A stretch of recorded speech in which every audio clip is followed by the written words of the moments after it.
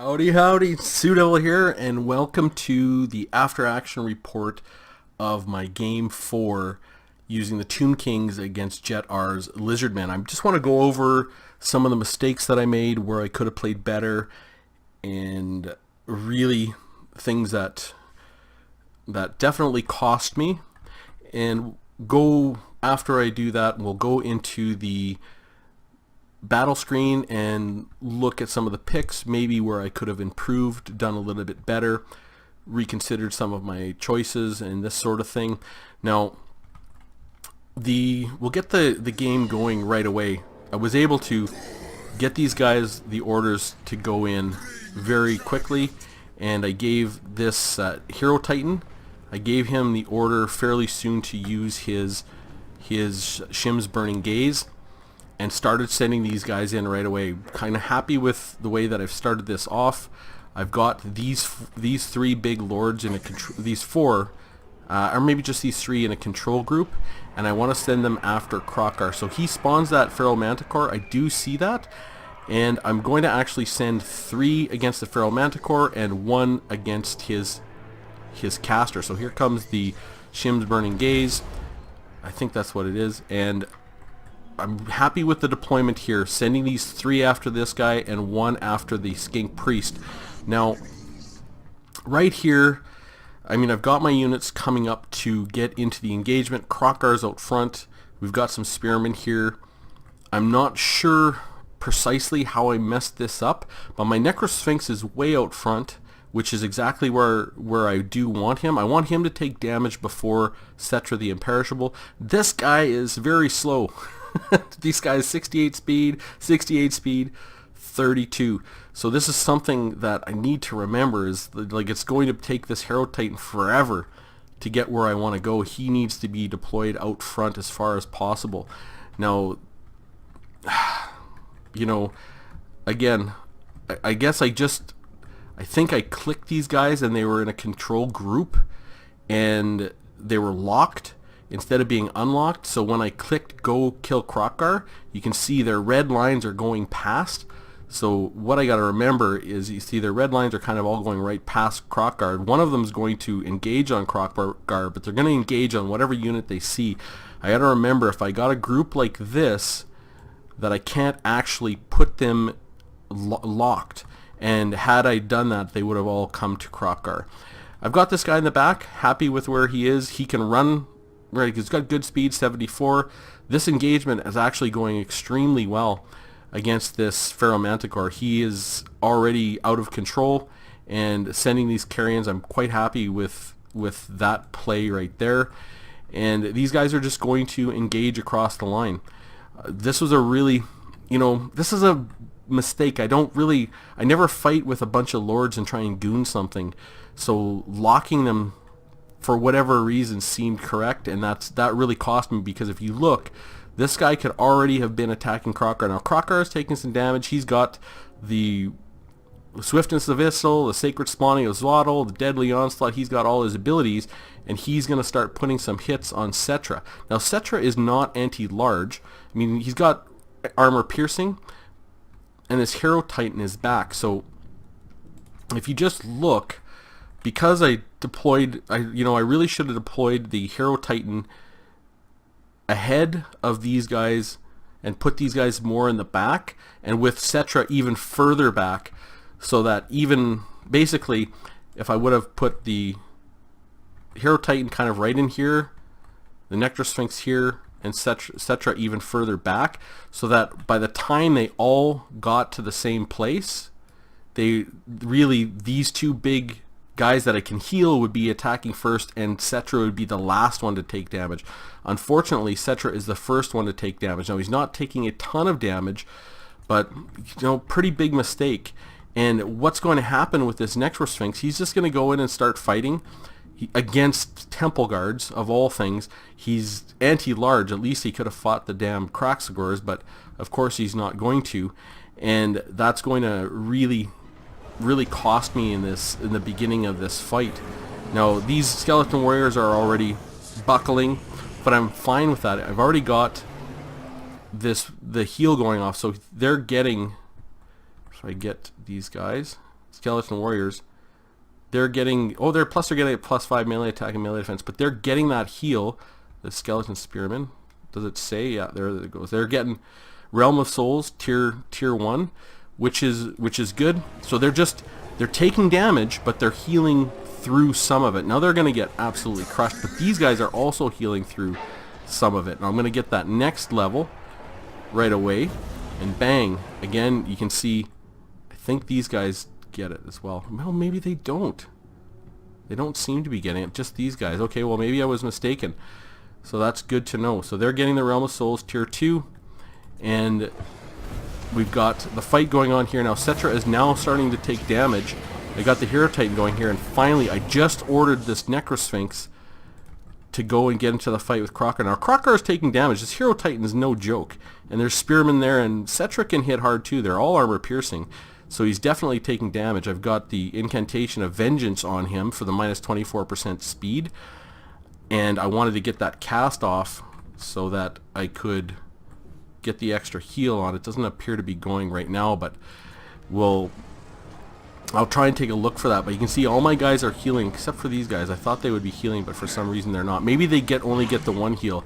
But this is, now you can see how hard it is for this guy to get through. These guys are just not allowing it to happen. And right here is kind of the critical point on the battle, is the Kroq-Garr gets the order. He's got Wissen's wild form on him. He gets the order to go and fight my Necrotect. Now, I'm going to actually, I've got the Elixir of Might on him already. I cast it on him early because I thought I was going to get there. But, you know, and plus here's another key thing, the Skink Priest. Oh, he's getting into that fight. So I'm doing, like, my orders are generally going pretty good, but you're going to see the impact here. I send the attack order, and he just stops. And this guy's coming in with that extra 50%. He's got 625 weapon damage, 73 melee attack, and he's attacking in the back. And just bang, you know. And I've got the Cetra the Imperishable there, just huge. And this guy has got the physical resistance. I put it on him so that I could get that. Let me just see. Let me see if I'm getting the heal off of that. Restless Dead. So Cetra the Imperishable is getting the Restless Dead. These guys are also getting the Restless Dead. And do these guys get the Restless Dead? They also get the Restless Dead. Okay, so they don't get these heals. But here's another key moment. I've gone through all of my Realm of Souls, and I'm able to summon that as Shopti. And that was one of the reasons why I brought this big wide army. I've already got this available. We're just barely into the battle, and I could have summoned them anywhere. You know, maybe up here might have been a little bit better. Well, the Temple Guard and Kroq-Garrs, I think this was probably the right place, but I could have redeployed my infantry here a little bit, done a little bit better on that. But this just a mistake. Like, already I could have had that summon going, and, you know, at least had those Ashopti fighting, you know, maybe against the Kroq-Garrs somewhere in here to support this line. And it kind of really, I'm not going to win up here, but to sort of make a battle line like this, where I'm going to have some infantry left over and those carrion left over, but, you know, I was really focused on this fight, and, you know, that's just how it was. But just how fast he gets killed is outrageous. Bang, another two giant hits come in. He's got 725 hit points, 225, and just dead. Just ridiculous how hard, like how fast Kroq-Garr died. And I just used him. Like, Kroq-Garr is amazing. So I'm still waiting for that Ashopti summon. I'm trying to reorganize these units, and just look how much time goes by. You know, that's unbelievable. I'm waiting, so I'm getting these guys. Okay, well, I'm going to order them to go after that Ancient Stegonon. Well, that's just fine. But I haven't got the Ashopti summon. I'm just going to fast forward it a little bit, and we'll see finally when I realize it. You know, there we go. So like a minute goes by where I could have had these guys fighting, where I missed it. Plus, I lost this Skink Priest. You know, I could have killed him for sure. You know, I could have actually finished him off so he'd use less magic. So another big mistake, because I have you know, I could have sent my Shopty off him, but I specifically had these carrion available and ready. I just wanted them to heal up and be ready to chase off any routing units. But I've got everything going in here. But that was really the last big mistake. I think sending the Shopty after that Ancient Stegodon was fine. They got armor piercing. They don't have anti-large, but you know, they're going to do a pretty good job on this Ancient Stegodon. And you know, just getting into the mosh pit here is good because everyone gets that +5 melee attack, +5 melee defense. Some of the other buffs, I know there's some. What spell is this that's going off? Let me see. Just poison, unyielding will. That halberd infantry. I'm just trying to see what spell is going off. Maybe it's the curse. That actually might be it. So Cetra, does he have a curse going? Nope. The 44% physical resistance, and just put this guy back. So yeah, we'll just kind of go through the rest of the battle and get it to the end, then we'll go and take a look at the armies after. Not much to see after this. Those were really the major mistakes I made in this fight, I think. And you know, you can always do better. I think it's always important to think about your battles and what mistakes you made, so that the next time you play, you can make a better plan and make fewer mistakes by thinking about your fight and where you specifically did poorly. And that's kind of always my aim. So we'll just pause it for a second and go to the battle screen. Alright, so here's my basic army makeup again. Now, looking at this, I was really happy with the carrion. They did well. They took out a Manticore, the 3 of them, and one carrion put a ton of pressure on his caster. He had that skink priest on the ground. You know, he doesn't have a whole lot of armor. Like these, I think these carrions, I'm very happy with their performance and how they did. I wouldn't change a thing on them for sure. They were very, very strong, and they did exactly what I wanted them to do. Now this Necrosphinx, wow, this guy is awesome. Again, also extremely happy with the way the Necrosphinx performed, and this specifically, this ability. I'm glad I put him on a chariot, because you noticed when Krokar came down to charge him, he just stopped. You know, had he been on foot, he would have knocked him back 100 feet, you know. And I don't know if he can hide. Yeah, he can hide. Now, can he just not hide when he's on this? Yeah, he's hide. Yeah, I guess he just can't hide when he's on this thing. So, but for his abilities, that restore is fantastic. The other abilities, don't think they're good, but you have to put him really close for this ability of +5 melee attack, +5 armor piercing damage to go off. He's got to be within 30 meters of a construct, so he's very vulnerable. And you want to get both those heals off, because they heal for so much. And this item, man, that Elixir of Might, plus 50% weapon damage and 26 melee attack for 36 seconds. You know, I cast it early and it lasted for a very long time.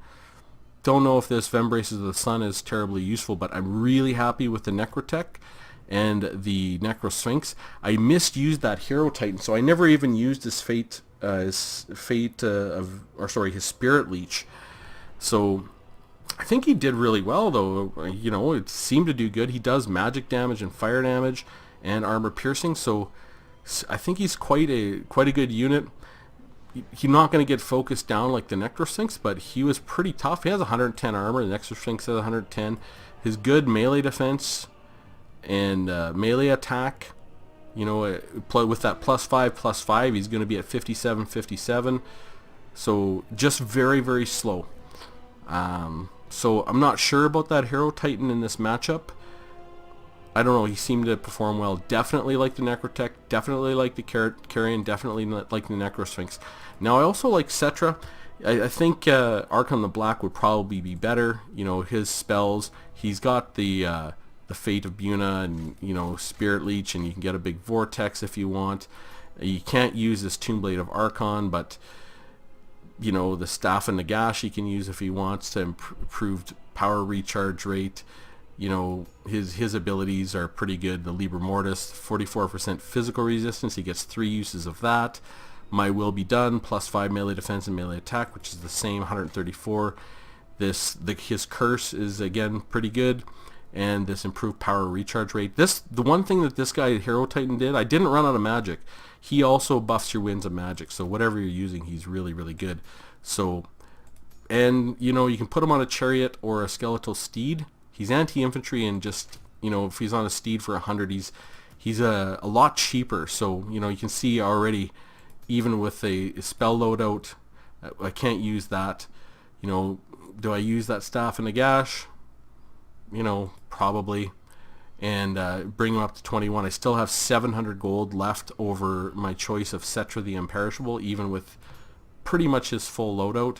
You know, I could have looked at Doom and Darkness. I don't know. That could be useful, or putting him on his chariot. You know, he's got good speed, 76 with the chariot. He's got 84, something like that. But I was really happy with Cetra. I really enjoyed playing him. And I like the War Sphinx for only 550 now. I don't know if that's a really good value, but he's got 3,800 hit points without that Sphinx. When you put him, he's got 7,700. And he's got good stats, like 60 and 55 just on foot. So he's not a pushover, and he's anti-large. Like he's strong, but he's really slow. You put him on here, he loses a ton of stats, like 24 stat points on melee attack and 13 on melee defense. He gets more weapon strength, way more charge bonus, a lot more speed, and more armor, and way more hit points. So, you know, can he be gooned? Yeah, but I really did enjoy him. Now, the items, this is something that I really wanted to look at.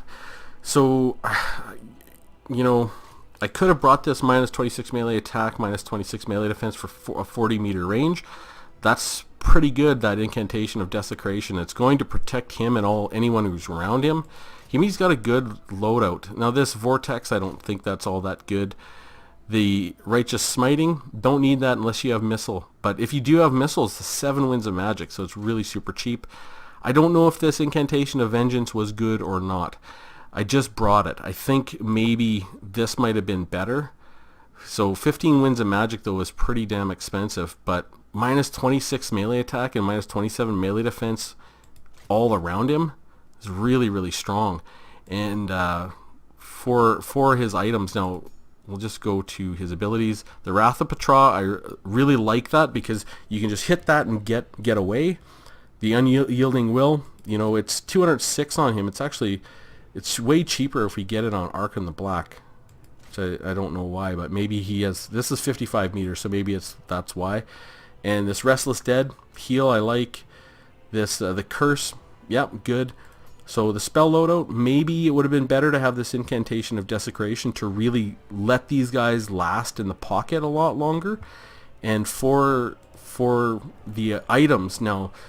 This is something I looked at a lot, but the Blessed Blade of Petra, you can use it every 120 seconds, but it imbues fire damage on him, and whoever he hits has blinded for 10 seconds. Minus 26 melee attack, minus 27 melee defense, minus 40% accuracy. That's a pretty big deal for 43 seconds. You know, that lasts. You know, the Crown of Nehakara, 55 meters, 10% armor piercing, 10% weapon damage, 8% charge bonus. Again, you're boosting up this Necro Sphinx and Hero Titan. Now, it's going to cost you to do that. But, you know, I probably could have sort of afforded it, you know, and you know, can I afford a little bit better infantry? Not really, but I still got the Spearmen, which are who I really want. You know, I could look at, you know, I got 400. I really don't have enough to buy anything particularly useful anyways, with only 800 gold and just going down to sort of 5.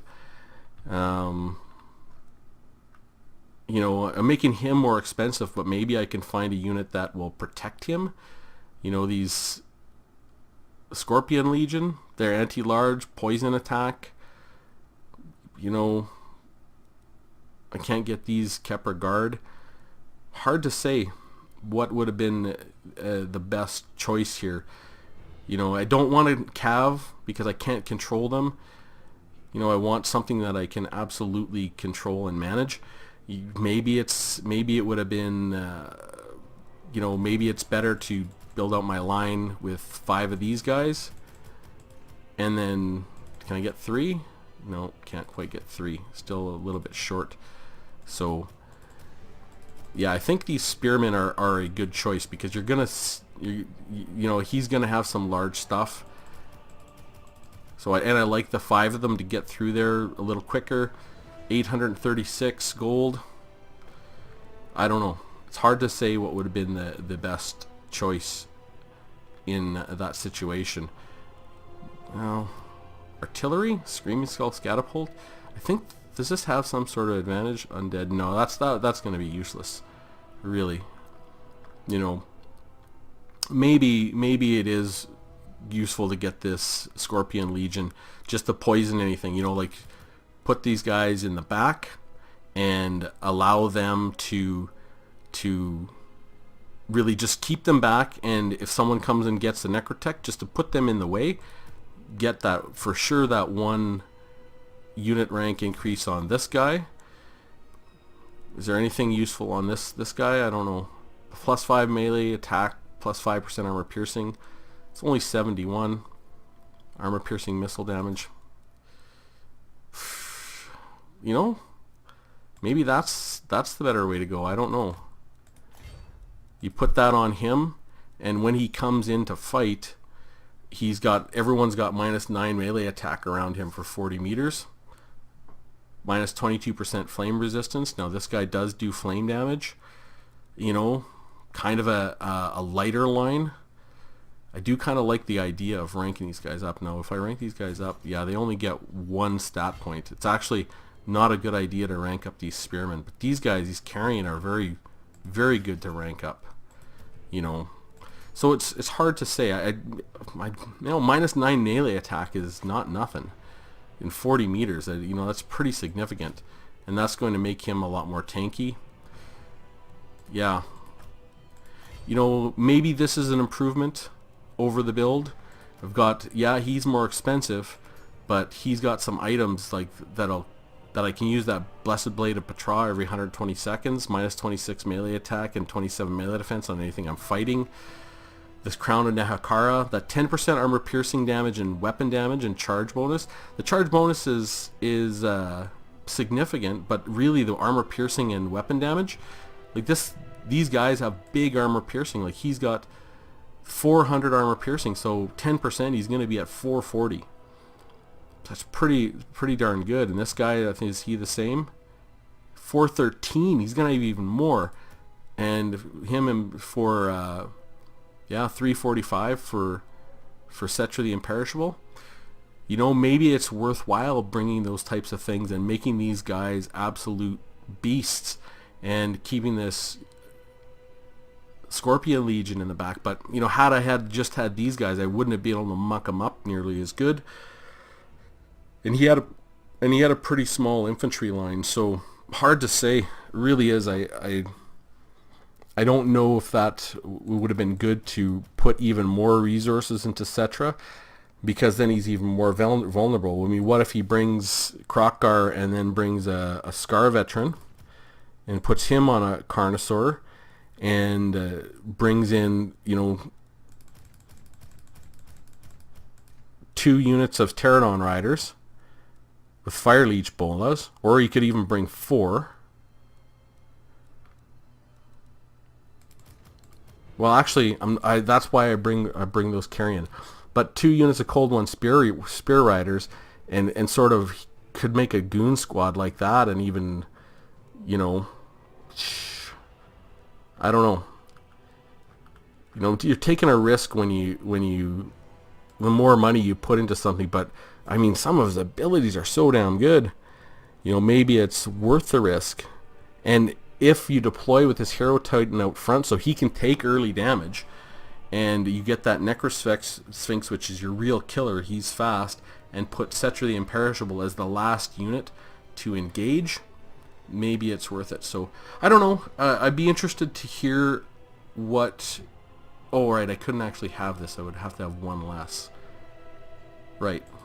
So, because you can only have 5 of any one unit. Can I go up?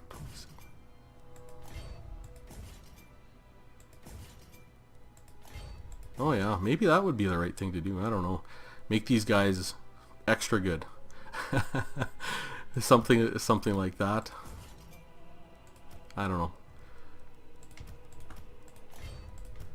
Give these guys 4 chevrons.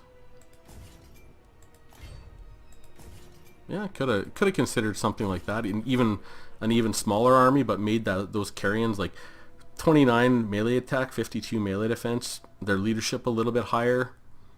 You know, maybe that would have been you know, kind of a build. And really, I'm putting all my eggs in this one basket. But I mean, it's a pretty big basket. You know, that's 7,000, 8,000 gold and resources, and the rest of my army is you know 4,000 gold. So 4 units with 8,000. I don't know. In this case, it worked. It just worked out, and it's hard to see where you can improve when it works out because we didn't see a whole lot of Saurus warriors. So, you know, had he had 5 units of Saurus warriors, I mean, they would have absolutely shredded my infantry. But, you know, what's there? Yeah, he would have had to have Cold One Spear Riders. You know, even if he takes these guys off as 2 Scar Veterans, 2 Cold Riders, and then what, right? And then what? So these spearmen, these Saurus spears are surprisingly not that great. You really want the Temple Guards. You kind of want maybe an infantry line like that, with maybe a couple units of skinks on the side, just to move around, muck things up. Yeah, it's hard to say, but with the Saurus Scar Veteran, I guess I got all his abilities. Yeah, Foe Seeker. He doesn't need everything. -8 leadership, not. Yeah, Potion of Strength could be very useful. Yeah, and just chevron these guys up a bit. You know, that might have been a more effective army. Hard to say. But the Scar Veteran and Kropgar together, they both have... and I think this guy has anti-large. Should. Yep, bonus versus large 35. Bonus versus large 35. But he doesn't have a caster in here. So, let's see. He can't put that caster up in the air. So, let's see. Skink Priest, Beasts, Heavens. Let me see. I'm just trying to think about what would have been a more, you know, kind of a difficult army to face. Now, I do like Heavens because you know, that harmonic convergence is quite nice. Curse of the Midnight Wind, I guess you don't really need it, do you? The Thunderbolt, Common of Cassandora. Yeah, maybe I guess the Beasts is better. You know, getting that Manticore could be useful. The Curse of Honoraire, Pan's Impenetrable Belt. I don't know. The Amber Spear, magical damage. Flock of Doom, not useful. Wissen's Wild Form, plus 25% weapon damage. That is pretty good. You know, bring him down on the ground, but you can bring him as a big dino. So, you know, what kind of abilities do you have? Greatly reduce. So Hex the Winds, 25% miscast chance. No, I think which is better. So this guy, well, they have poison damage and magic and armor piercing missile damage. So this guy's a 6,900. What did he get? Weapon strength, much more weapon strength than missile damage, but this guy has 360 range. Maybe that could kind of work. But then you're left with no infantry. You know, maybe you take those Spear Riders out, just use your Temple Guard in the back. Then you're at a really small army. So it's really difficult. But these guys have your anti-large, don't they? So yeah, I like these Saurus warriors no matter what in this matchup. They're going to be really devastating. Feral Cold Ones. You can get 2 of them. At least to have some skirmish on the side. You have nothing. Yeah, these Pterodon Riders with the Fire Leech Bolas seemed like a very good choice. So,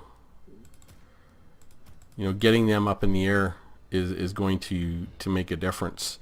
So maybe,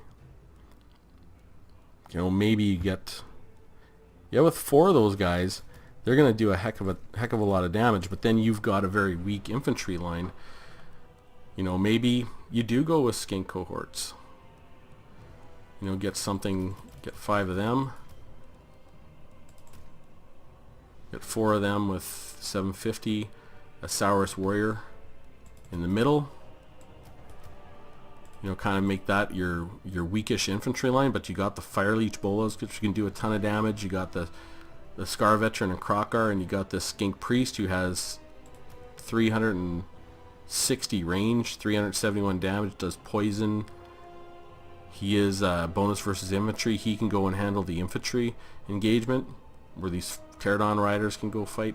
Yeah, I don't know. Hard to say. Anyways, I'm just kind of rambling here, thinking about, a more effective Lizardmen army and a more effective Tomb King's army. So definitely like to hear what you guys think. Leave comments down below. I love reading them, and I love seeing how other people think their way through things, and what they look for, what they try to understand, or what they think is important in a fight, or how you can better use units and abilities. So I would definitely love to hear from you in the comments below. And with that said, I will see you soon.